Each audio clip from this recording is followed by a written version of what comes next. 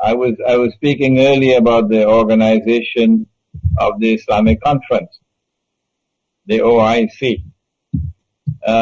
Morris must have been about 35 years ago that I was a PhD student at the Graduate Institute of International Studies in Geneva, and I chose this as my doctoral thesis, the OIC, Post-Caliphate Islam and the Search for a New Islamic Public Order and International Order through the OIC, the Organization of the Islamic Conference. At the time when I was working on that thesis, I had no knowledge of Islamic eschatology. No. And it took me 30, 40 years to be able to acquire sufficient command of the subject of Islamic eschatology. And so the initial view that I had of that organization it has now been, I have now been able to look at it far more seriously than I did at that time. The spectacle that occurred in Cairo over these last few days should disturb us. And that is that here are the governments of the whole world of Islam assembled, some 53 countries assembled in Cairo. Either the head of state, the head of government is present, or a representative of the head of government is present, representing the government. And this body appealed to the Security Council of the United Nations to do the job it is supposed to do in Syria. That's what they did. The religion of Islam is based on the Quran. And the Quran declares that Muslims have an obligation to submit to the supreme authority of the one God. He possesses supreme authority, and obedience is due to him. And then the verse goes on to say that subject to obedience to him, you must obey the Prophet. Allah's blessings be upon him. And then it continues to say, subject to obedience of Allah and of His Messenger, you must obey those in authority. But it continues to say, those in authority from within your own ranks. And so never in the history of the world of Islam, never, until this age of darkness, has the world of Islam ever submitted as a whole to a non-Muslim authority. Never. Until the Zionists succeeded in destroying the caliphate and in then breaking up the world of Islam into little pockets called nation states, and then putting the governments of these nation states into black jackets and bow ties, and introducing them to the civilized way of life as members of the United Nations. And when they acceded to the Charter of the United Nations, they placed themselves under the supreme authority of the Security Council. And so they said goodbye to the Quran. This is a monstrous betrayal of the Book of Allah, the Quran.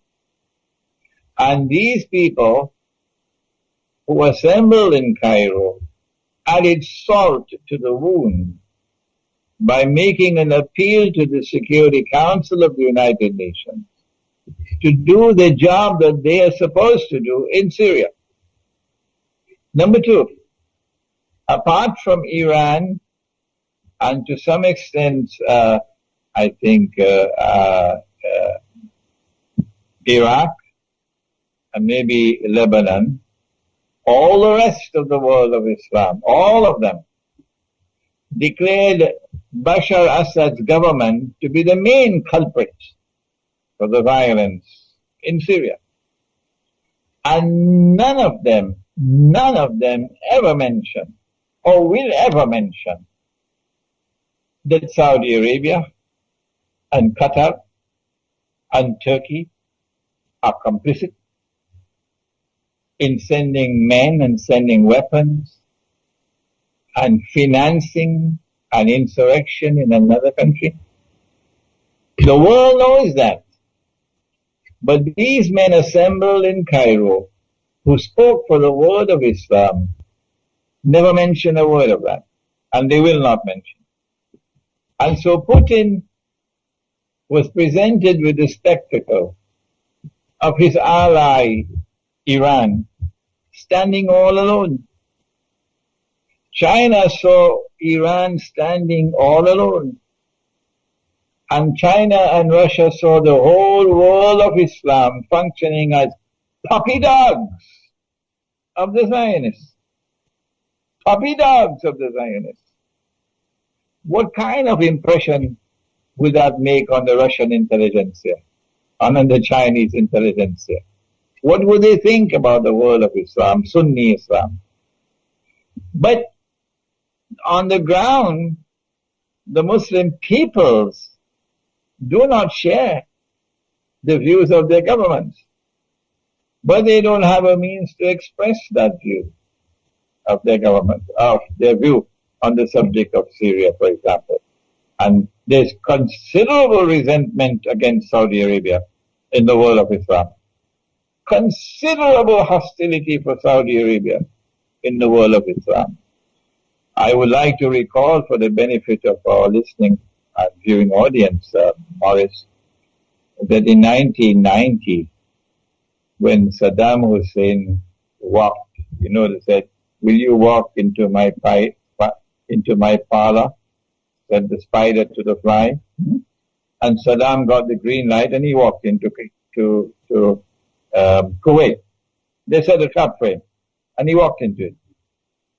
But when Saddam took over Kuwait, there was joy, there was happiness in Malaysia, amongst the Malay in Singapore, the whole of Indonesia, Brunei, the whole of Southeast Asia was celebrating because there was so much repugnance and hostility for Kuwait.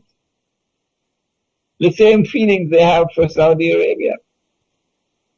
And I have absolutely no doubt that when Israel begins her wars, which I know it's coming, they're coming, and she attacks Pakistan and Iran and Syria and Egypt and so on, you will find the Muslim peoples around the world rising up in great anger, great hatred. Little Israel, that is Singapore, is going to have the mother of all problems when Israel comes out from behind the curtain. And so the sentiments of the people are at variance with the position of the governments.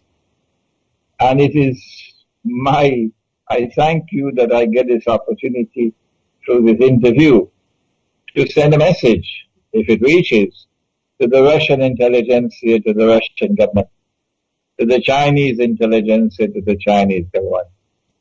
They do not be fooled by what happened in Cairo. These are only the so-called leaders of the world of Islam who all have to bow down before the Zionists. But they do not represent the views of the Muslim people. You mentioned Iran as standing alone. I assume it did not vote for this reference to go to the Security Council. And also, Iran seems to have a lot of influence on Morsi and the Ikhwan. Is that the case? No, that's the window dressing. That's the window dressing. No. Morsi is very firmly in the Hillary Clinton camp. They can't move out of that camp. They must have made a deal with Washington to be able to get to where they are today. And there's no way they can get out of that embrace. No. So they can try whatever they want with Iran, making a visit to Iran getting Iran to visit, it doesn't change the ground, the reality. The reality is that Egypt is in this camp. And Egypt cannot move out of this camp to form any kind of a rapprochement with Iran, no.